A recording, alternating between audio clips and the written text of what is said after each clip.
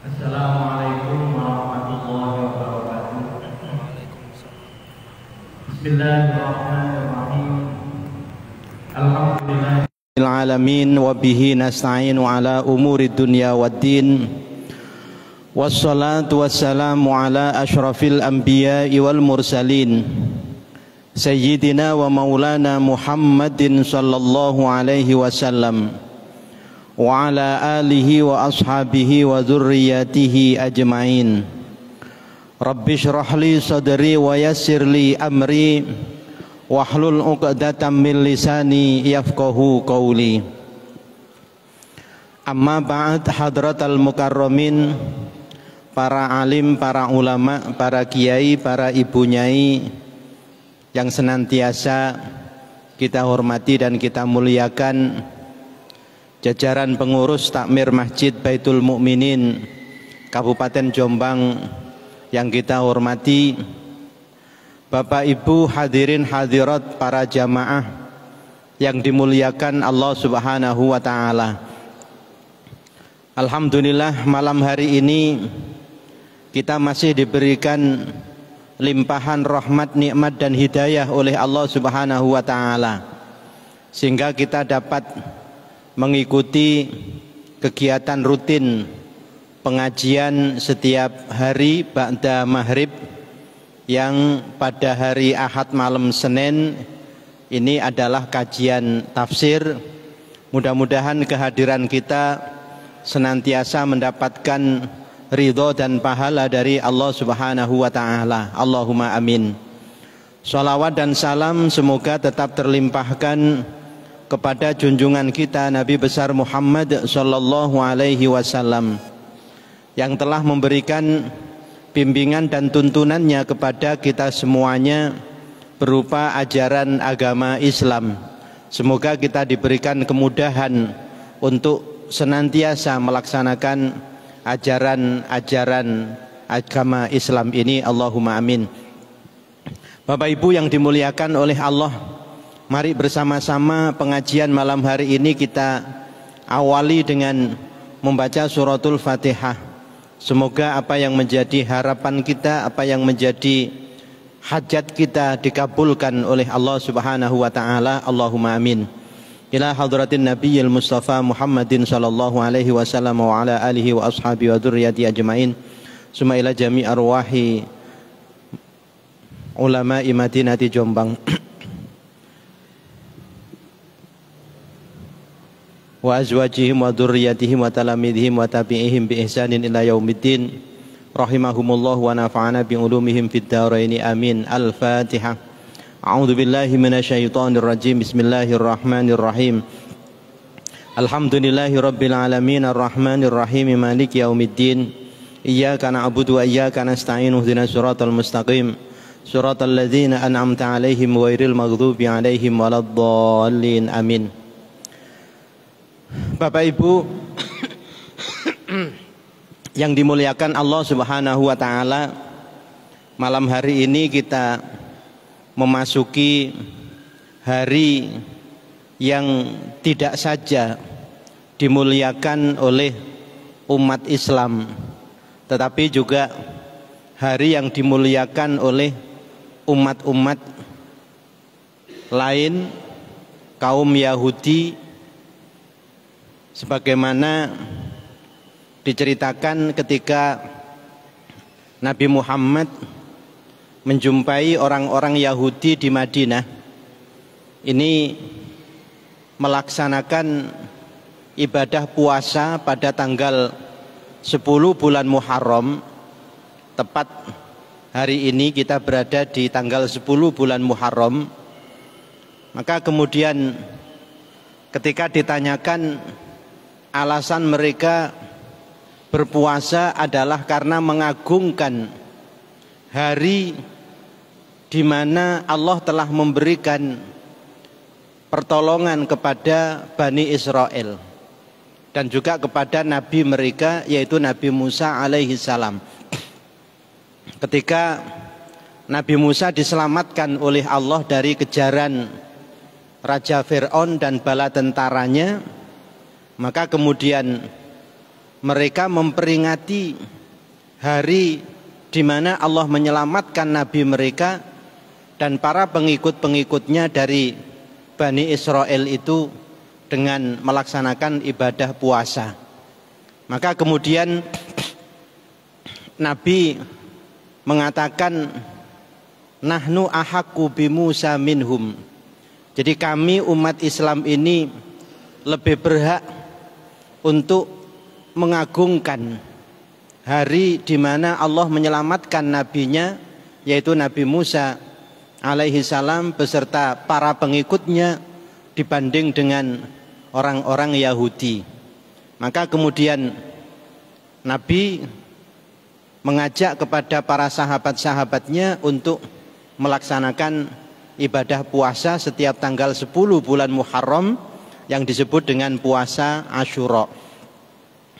Akan tetapi Nabi mengajak kepada para sahabat-sahabatnya untuk berpuasa yang tidak sama dengan puasanya orang-orang Yahudi, di mana orang Yahudi hanya puasa pada tanggal 10 bulan Asyura saja. Maka orang Islam ini, umat Islam ini oleh Nabi diajak untuk berpuasa satu hari sebelumnya, yaitu tanggal 9 yang disebut dengan puasa Tasu'a. Maka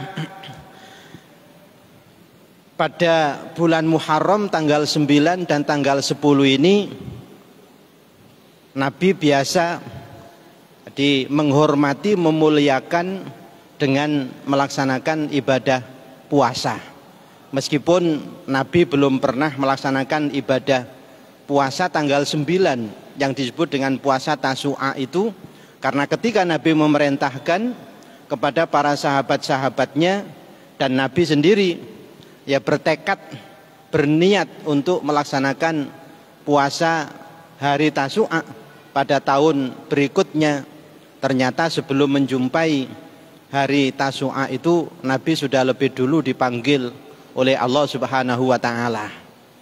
Akan tetapi niat dan tekad beliau untuk melaksanakan puasa Tasu'a pada tahun berikutnya itu sudah bisa dijadikan sebagai dalil diperbolehkannya, bahkan disunnahkannya melaksanakan ibadah Tasu'a, yaitu tanggal 9 Muharram, dan juga ibadah puasa pada hari ke-10, yaitu ibadah puasa Asyura. Bapak Ibu yang dimuliakan oleh Allah Subhanahu wa taala, sekedar pengantar, jadi untuk mengingatkan ya kita semuanya yang malam hari ini kita sudah memasuki tanggal 10 Muharram atau yang biasa disebut dengan hari Asyura. Selanjutnya kita lanjutkan kajian tafsir surat Ali Imran ayat 19. A'udzu billahi minasy syaithanir rajim. Bismillahirrahmanirrahim. Innad-dina 'indallahil Islam. وَمَا اخْتَلَفَ الَّذِينَ أُوتُوا الْكِتَابَ إِلَّا مِنْ بَعْدِ مَا جَاءَهُمُ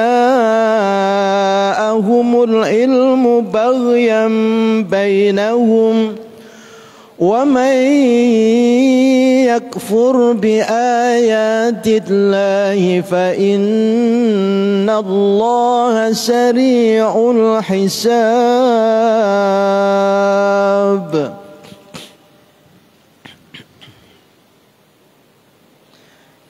Innad dina indallahil Islam. Innad dina sak temene agama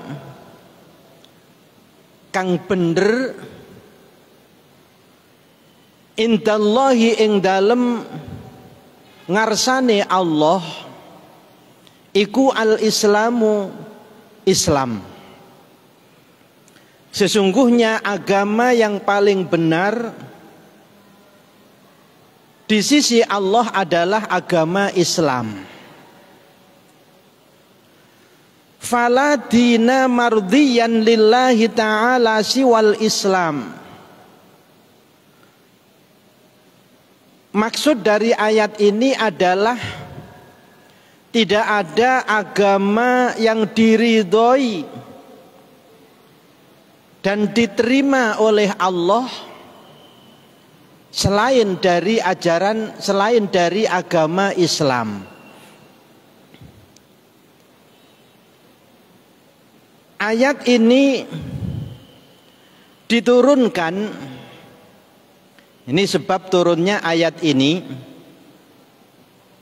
Nuzilat hadhil ayatu lamma idda'atil yahudu annahu la dina afdalu minal yahudiyah. Ketika Nabi Muhammad membawa ajaran agama Islam atas perintah dari Allah untuk melanjutkan dan menyempurnakan ajaran-ajaran agama yang telah dibawa oleh nabi-nabi sebelumnya, termasuk ajaran agama yang dibawa oleh Nabi Musa alaihi salam. Para pengikutnya ini mereka disebut dengan orang-orang Yahudi. Begitu juga ketika Nabi Isa diutus oleh Allah untuk membawa ajaran agama Allah, dan para pengikut mereka disebut dengan orang-orang Nasrani. Ketika sebelum diutusnya Nabi Muhammad, ajaran-ajaran agama mereka ini merupakan ajaran yang bersumber dari Allah dan dibawa oleh Nabi yang diutus oleh Allah. Maka pasti ajaran agama mereka, ajaran agama Yahudi dan ajaran agama Nasrani ini juga merupakan ajaran agama yang benar. Akan tetapi setelah sepeninggal Nabi Musa dan setelah sepeninggal Nabi Isa alaihi salam, orang-orang Yahudi ini telah banyak melakukan tahrif. Kalau dalam istilah tafsir itu tahrif, penyimpangan, melakukan perubahan-perubahan terhadap ajaran-ajaran yang telah diturunkan oleh Allah kepada nabi mereka. Bahkan sampai kemudian meyakini bahwa Allah itu punya anak. Orang-orang Yahudi meyakini Nabi Uzair itu adalah anaknya Allah, itu adalah putranya Allah. Wa qalatil yahudu Uzair ibnullah wa qalatin nasara al-masihu ibnullah. Jadi dua agama ini kemudian setelah sepeninggal nabi-nabi mereka, mereka melakukan penyimpangan, melakukan perubahan terhadap ajaran-ajaran yang dibawa oleh nabi mereka. Sampai dalam hal tauhid, mereka tidak hanya meyakini bahwa Allah adalah Tuhan yang Maha Esa, yang tidak beranak dan yang tidak diberanakkan, tetapi justru mereka meyakini bahwa Nabi Uzair ini adalah putra atau anaknya Allah. Begitu juga orang-orang Nasrani yang mengatakan Al-Masihu ibnullah. Al-Masih itu adalah anaknya Allah. Di samping juga beberapa ajaran yang menceritakan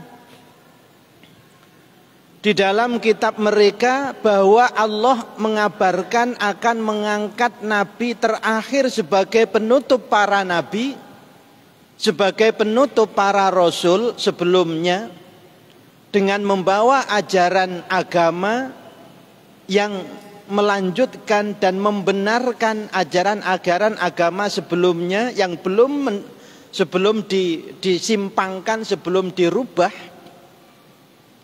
Tetapi mereka kemudian menyembunyikan kabar diutusnya Rasul pada akhir zaman yang membawa ajaran agama untuk melanjutkan agama-agama sebelumnya dan juga membenarkan ajaran-ajaran agama sebelumnya. Alasan mereka menyembunyikan kabar berita itu adalah karena Nabi yang diutus oleh Allah sebagai Nabi terakhir ini bukan dari golongan mereka, tetapi Nabi yang diangkat oleh Allah sebagai Nabi terakhir dan merupakan penutup para Nabi dan para Rasul itu diangkat dari suku Quraisy. Maka ketika Nabi Muhammad betul-betul diangkat oleh Allah sebagai Nabi, sebagai Rasul, dan kemudian menyampaikan ajaran agama dari Allah yang diberi nama agama Islam, maka orang-orang Yahudi ini tidak mau menerima. Orang-orang Nasrani juga tidak mau menerima ajaran agama Islam yang dibawa oleh Nabi Muhammad ini. Bahkan mereka mengatakan annahu ladina afdalu minal yahudiyah. Orang-orang Yahudi mengatakan saya tidak akan mengikuti ajaran agama baru kamu Muhammad, karena bagi kami tidak ada ajaran agama yang paling utama kecuali agama Yahudi. Begitu juga orang Nasrani, wadda'atin nasara annahu ladina afdalu minan nasraniyah.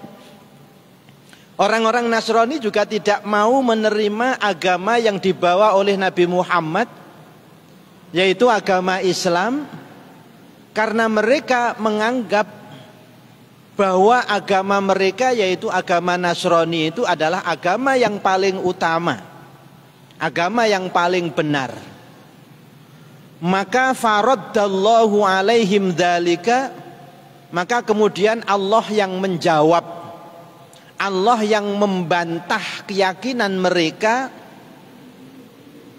yang mengatakan bahwa agama yang paling utama adalah agama Yahudi. Bagi orang Nasrani agama yang paling utama adalah agama Nasrani. Maka ini kemudian langsung dijawab oleh Allah dengan ayat ini, innad dina indallahil Islam. Jadi langsung dijawab sendiri oleh Allah. Ayat ini diturunkan kepada Nabi Muhammad untuk menegaskan kepada orang-orang Yahudi dan orang-orang Nasrani bahwasanya agama yang diridhoi oleh Allah adalah agama Islam.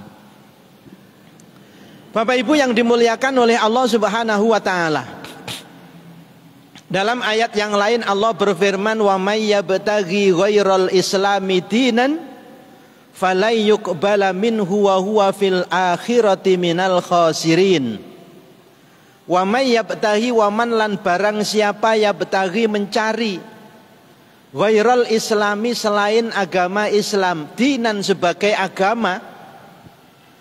Barang siapa yang mencari agama selain agama Islam, fala yuqbala minhu, maka tidak akan diterima agama selain agama Islam itu darinya. Wa huwa fil akhirati minal khasirin, dan orang itu nanti di akhirat adalah termasuk orang-orang yang rugi. Rugi karena keyakinan mereka, ajaran agama yang dianut oleh mereka selain dari ajaran agama Islam itu tidak ada yang diterima oleh Allah Subhanahu wa taala. Jadi amal perbuatan mereka yang berdasarkan agama mereka yang bukan agama Islam itu itu tidak ada yang diterima oleh Allah. Maka mereka disebut dengan orang-orang yang rugi. Dan kerugian itu baru dirasakan mereka nanti ketika sudah di akhirat. Ketika mereka sudah kembali kepada Allah Subhanahu wa ta'ala, karena keyakinan mereka, amal mereka yang berdasarkan agama selain Islam itu tidak ada yang diterima oleh Allah Subhanahu wa ta'ala. Maka Bapak Ibu yang dimuliakan oleh Allah Subhanahu wa ta'ala, inilah yang menjadikan kita senantiasa bersyukur kepada Allah Subhanahu wa ta'ala karena telah memilih kita untuk diberikan hidayah dengan memeluk ajaran agama Islam ini. Dan ajaran agama Islam inilah yang diterima oleh Allah. Sehingga mudah-mudahan kita termasuk orang-orang yang dapat menjalankan ajaran-ajaran agama Islam ini dengan sebaik-baiknya, sehingga kita diberikan keselamatan oleh Allah tidak hanya di dunia, tetapi juga diberikan oleh Allah keselamatan nanti di akhirat. Allahumma amin ya rabbal alamin. Wa makhtalafal ladzina utul kitaba illa min ba'di ma ja'ahumul ilmu baghyan bainahum. Wa makhtalafa lan ora berselisih sapa alladzina pira-pira wong akeh utu kang den paringi sapa alladzina alkitaba ing kitab. Orang-orang yang telah diberi kitab, yaitu mereka adalah orang-orang Yahudi yang diberi kitab Injil, Taurat, dan orang-orang Nasrani yang telah diberi oleh Allah kitab Taurat. Mereka tidak berselisih. Illa mim ba'di ma ja'ahumul ilmu, illa mim ba'di kejaba ing dalem sakwise barang ja'a kang teka hum ing alladzina apa al ilmu ilmu. Jadi orang-orang Yahudi, orang-orang Nasrani itu sebenarnya mereka tidak berselisih tentang akan diutusnya seorang nabi terakhir sebagai penutup para nabi, sebagai penutup para rasul. Karena berita itu sudah disebutkan di dalam kitab mereka, baik kitab Taurat maupun kitab Injil. Akan tetapi kemudian mereka berselisih ini setelah mereka mengetahui bahwasanya nabi yang akan diutus oleh Allah sebagai penutup para nabi, penutup para rasul, itu ternyata bukan dari golongan mereka Bani Israel, tetapi Allah mengangkatnya dari suku Quraisy. Jadi disebutkan di sini baghyam bainahum, karena adanya kedengkian di antara mereka. Ini juga menjadikan pelajaran bagi kita semuanya bahwa kebenaran yang bersumber dari Allah itu harus kita terima dari siapapun kebenaran itu datang. Jadi memang dalam kehidupan sehari-hari ini bisa jadi orang tidak mau menerima kebenaran hanya gara-gara yang membawa kebenaran itu orang yang tidak disukainya atau orang yang dimusuhinya. Nah, kalau ada yang demikian berarti mereka sama dengan orang-orang Yahudi dan orang-orang Nasrani yang ketika disebutkan di dalam kitab mereka akan ada nabi yang diutus oleh Allah sebagai penutup para nabi, dan ketika diketahui bahwa nabi terakhir yang diutus oleh Allah sebagai penutup para nabi itu ternyata bukan dari golongan mereka, maka keterangan ini kemudian dihilangkan, ya, dalam keterangan disembunyikan. dalam kitab Diba ya, Al-Maulid Ad-Dibai yang biasa dibaca ya di musola-musola atau di masjid oleh kaum Nahdliyin, itu di situ dijelaskan ya cerita bagaimana ya pengikut Taurat, pengikut Injil ini menyimpan beberapa lembar dalam kitab Injil itu ya, dan tidak diberitahukan kepada generasi-generasi setelahnya ya. Maka kemudian setelah orang yang menyimpan ini meninggal dunia, putra atau generasi setelahnya yang mengetahui itu kemudian membuka ya. Jadi kotak yang digunakan untuk menyimpan itu ternyata di situ adalah lembaran kitab Injil yang isinya memberitahukan tentang akan datangnya Nabi terakhir ya, yang diutus oleh Allah bukan dari golongan mereka tetapi dari suku Quraisy tersebut. Bapak Ibu yang dimuliakan oleh Allah Subhanahu wa taala, jadi sebenarnya orang-orang Yahudi, orang-orang Nasrani itu tahu bahwa Nabi Muhammad itu adalah utusan Allah, tahu. Karena mereka membaca di dalam kitab mereka Taurat maupun Injil. Akan tetapi kemudian mereka tidak mau mempercayai Nabi Muhammad ini karena ada kedengkian, ada hasud di hati mereka terhadap Nabi Muhammad yang bukan dari golongan mereka itu. Karena disebutkan Nabi Muhammad ini adalah pemimpinnya para nabi, pemimpinnya para rasul. Padahal orang-orang Yahudi, orang-orang Nasrani itu merasa di keturunan mereka ini adalah keturunan terbaik. Tapi nabi yang terbaik, pimpinan para nabi, para rasul ternyata bukan diangkat dari golongan mereka. Ini yang menjadikan mereka kemudian tidak mau menerima ajaran yang dibawa oleh Nabi Muhammad. Bukan karena tidak percaya bahwa ajaran yang dibawa oleh Nabi Muhammad itu benar, tetapi karena kedengkian yang ada di dalam hati mereka terhadap Nabi Muhammad yang bukan dari golongan mereka, bukan dari suku mereka. Wa may yakfur bi ayatillahi fa innallaha sari'ul hisab. Wa man lan utawi sapane wong iku yakfur ingkar, kufur sapa man bi ayatillahi kelawan ayat-ayate Allah. Yang disebutkan di sini annatiqati bi annadina indallahi huwal Islam.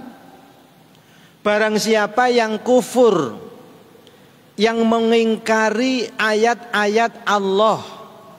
Yang dimaksudkan ayat-ayat Allah di sini adalah awal ayat tadi bahwasanya agama Islam itu adalah agama yang diridhoi oleh Allah, tetapi tidak mempercayainya. Fa innallaha sari'ul hisab, maka sesungguhnya Allah itu maha cepat siksanya, maha cepat hisabnya. Bapak Ibu yang dimuliakan oleh Allah Subhanahu wa taala, dalam tafsir ayat ini ada kisah Nabi Muhammad ini memiliki tetangga orang Yahudi, dan orang Yahudi ini punya putra. Putranya orang Yahudi ini akrab dengan Nabi Muhammad karena putranya orang Yahudi ini merasa senang dengan akhlak yang dimiliki oleh Nabi Muhammad, sehingga putranya orang Yahudi ini sering bersama dengan Nabi Muhammad. Cuma belum berani mengikuti ajaran agama Islam karena orang tuanya ini Yahudi. Bahkan putranya ini disebutkan di dalam kisah itu yang biasa menyiapkan air wudhunya Nabi Muhammad ketika Nabi Muhammad membutuhkan untuk berwudhu. Bahkan kemudian menyiapkan sandalnya ketika akan pergi ke masjid. Ini anak dari putra dari orang Yahudi. Tapi putranya ini tidak masuk Islam. Hingga suatu ketika putranya orang Yahudi ini jatuh sakit. Tapi putranya ini sudah dewasa, putrinya ini sudah balik. Jadi putranya sudah balik, artinya kalau dia tidak masuk Islam berarti dia ini kafir. Nah, pada saat sakit itu kemudian dijenguk oleh Nabi Muhammad. Ketika dijenguk oleh Nabi Muhammad ini ternyata sakitnya ini parah. Jadi sakitnya sudah tidak ada harapan untuk sembuh. Dan Nabi ketika menjenguk ini menunggu agak lama dan ternyata detik-detik akan meninggal itu Nabi Muhammad kemudian menuntun anak ini untuk mengucapkan 2 kalimat syahadat. Jadi dituntun oleh Nabi Muhammad dengan ucapan kalimat syahadat asyhadu alla ilaha illallah wa anna muhammadar rasulullah. Putranya orang Yahudi ini tidak mau atau tidak langsung mengucapkan yang diajarkan oleh Nabi Muhammad berupa ucapan 2 kalimat syahadat itu, tapi putranya ini melihat ayahnya. Jadi nguasno bapak ini mandeng tenggeni ayai yang juga ikut menunggu putranya saat itu ketika dijenguk oleh Rasulullah.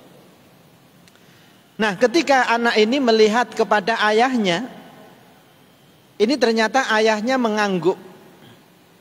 Ayahnya mengangguk, ini tanda isyarat bahwa ayahnya ini mengizinkan putranya ini untuk mengucapkan 2 kalimat syahadat yang diajarkan oleh Nabi Muhammad. Maka setelah melihat ayahnya mengangguk, maka kemudian Nabi Muhammad menuntunnya lagi asyhadu alla ilaha illallah wa asyhadu anna muhammadar rasulullah. Maka kemudian si putranya ini menirukan ucapan kalimat syahadat yang diajarkan oleh Rasulullah itu. Maka setelah menirukan, kemudian putranya ini meninggal dunia. Masya Allah, ini luar biasa. Jadi mungkin barokahnya melayani Kanjeng Nabi, meskipun ya saat melayani ini belum masuk Islam, tapi kemudian menjelang ajalnya ini mendapatkan hidayah dari Allah Subhanahu wa taala mengucapkan 2 kalimat syahadat. Maka ketika Nabi Muhammad mengetahui putra ini, si putra tadi itu mengucapkan 2 kalimat syahadat yang diajarkan, beliau langsung mengucapkan alhamdulillahilladzi akhrajahu bi min adzabin nar. Itu yang diucapkan oleh Nabi Muhammad. Alhamdulillah, segala puji bagi Allah, alladzi akhrajahu, yang telah mengeluarkan anak ini, yang telah mengeluarkan anak ini bi, dengan sebab saya mengajarkan syahadat kepadanya. Min adzabin nari, mengeluarkan min adzabin nari, dari siksa api neraka. Padahal tentu anak ini kan belum mengamalkan ajaran Islam sama sekali, baru mengucapkan 2 kalimat syahadat dan setelah itu meninggal dunia. Nah, itulah yang menunjukkan bahwa Islam ini ya sebagai agama yang diridhoi oleh Allah, dan Allah tidak akan menerima agama selain agama Islam ini. Dibuktikan bahwa ketika seseorang itu dapat mengucapkan 2 kalimat syahadat, maka dia telah diselamatkan oleh Allah dari siksa api neraka. Bapak Ibu yang dimuliakan oleh Allah Subhanahu wa taala, maka dengan demikian nikmat Islam, nikmat iman itu adalah nikmat yang paling besar yang diberikan oleh Allah kepada hambanya dibanding dengan nikmat-nikmat yang lain. Karena nikmat Islam inilah yang dapat menyelamatkan seseorang dari siksa api neraka, dan nikmat Islam inilah yang dapat menjamin orang itu masuk ke dalam surganya Allah Subhanahu wa ta'ala. Maka di dalam Al-Quran Allah menegaskan, kullu nafsin dha'iqatul maut wa innama tuwaffawna ujurakum yaumal qiyamah faman zuhziha 'anil nari wa udkhilal jannata faqad faz. Jadi dalam ayat ini ada penegasan dari Allah, faman zuhziha 'anin nar, barang siapa yang dijauhkan oleh Allah dari siksa api neraka, wa udkhilal jannata, dan dimasukkan ke dalam surga, faqad faz, maka sungguh orang itu adalah orang yang sukses, sungguh orang itu adalah orang yang beruntung. Mudah-mudahan kita semuanya termasuk hamba-hamba Allah yang diberikan keberuntungan berupa dijauhkan dari siksa api neraka dan dimasukkan ke dalam surganya Allah Subhanahu wa ta'ala. Allahumma amin ya rabbal alamin. Wallahul muwafiq ila aqwamit thoriq. Wassalamualaikum warahmatullahi wabarakatuh.